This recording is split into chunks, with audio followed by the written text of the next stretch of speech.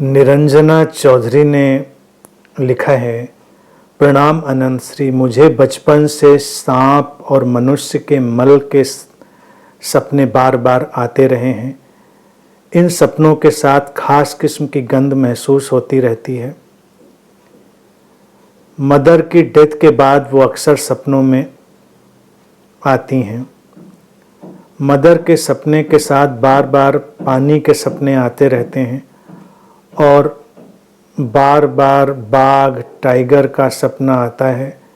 इन 4 सपनों के रिपीटिशन के बारे में मार्गदर्शन करें। सपनों की एक अलग दुनिया है। मैंने सपनों पर विस्तार से बोला है।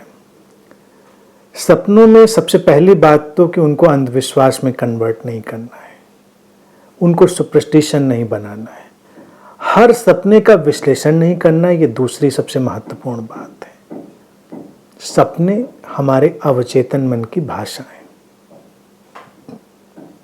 हमको कोई गाइडेंस हमारे भीतर से सपनों के माध्यम से आ सकता है, उसको समझा जा सकता है। और हर व्यक्ति की समझने की अपनी पर्सनल डिक्शनरी होती है, क्योंकि सबकी सिचुएशन फर्क होती है। इसीलिए उसी बात का जो इशारा है किसी और के लिए अलग होगा, किसी और के लिए अलग होगा।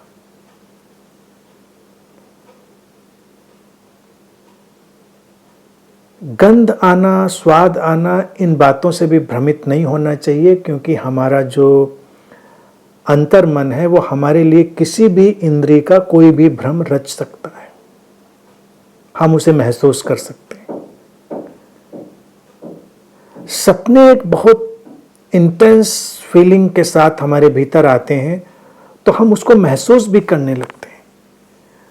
वो गंध भी हो सकती है, स्वाद भी हो सकता है और कुछ भी हो सकता है। इसीलिए तो सपनों में हमारी धड़कन बढ़ जाती है, हम पसीना पसीना हो जाते हैं, सारे प्रभाव आते हैं।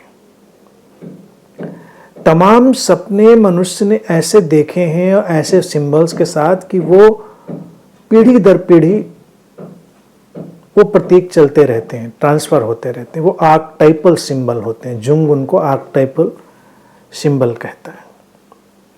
वो कॉमन होते हैं। अब जैसे सांप है, शेर है, या ये ऐसे सपने, तो ये आर्कटाइपल मेमोरी के सिंबल्स में आते हैं, क्योंकि ये किसी खतरे का, किसी ऐसे संकट का आभास कराते हैं। आदमी जब भी विकास में रहा, अपने गुफाओं से, जंगलों से, शिकार की अवस्था से आगे बढ़ा, तो इन्हीं से टकराता रहा। कितने लोग सांप काटने से मरते रहे। तो सांप एक भय का विषय है।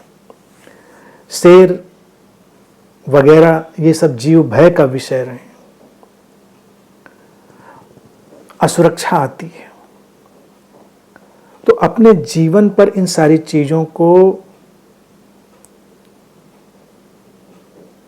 देख लेना है, डाल लेना है और ढूंढना है कि कौन से भय हमको परेशान कर रहे हैं, हमारे जागृत जीवन में कौन से छुपे हुए भय हैं। वो सब किसी न किसी रूप से हमारा मन हमको बता रहा है। अब उनको समझें, हो सकता है उसमें कोई समाधान भी तुम्हें दिखता हो। हमारे मृत जो प्रियजन हैं वो दिखते हैं, नहीं दिखते हैं, ये बहुत होता है। कुछ लोगों को बहुत दिखते हैं, कुछ को बिल्कुल नहीं दिखते हैं। अपनी अपनी स्मृति की घटना पर आधारित होता है। उनमें किसी भी रहस्यात्मक ढंग से नहीं उलझना है। बस इतना देखना है कि क्या हमारे वर्तमान जीवन में कोई समाधान का इशारा उधर से आता है।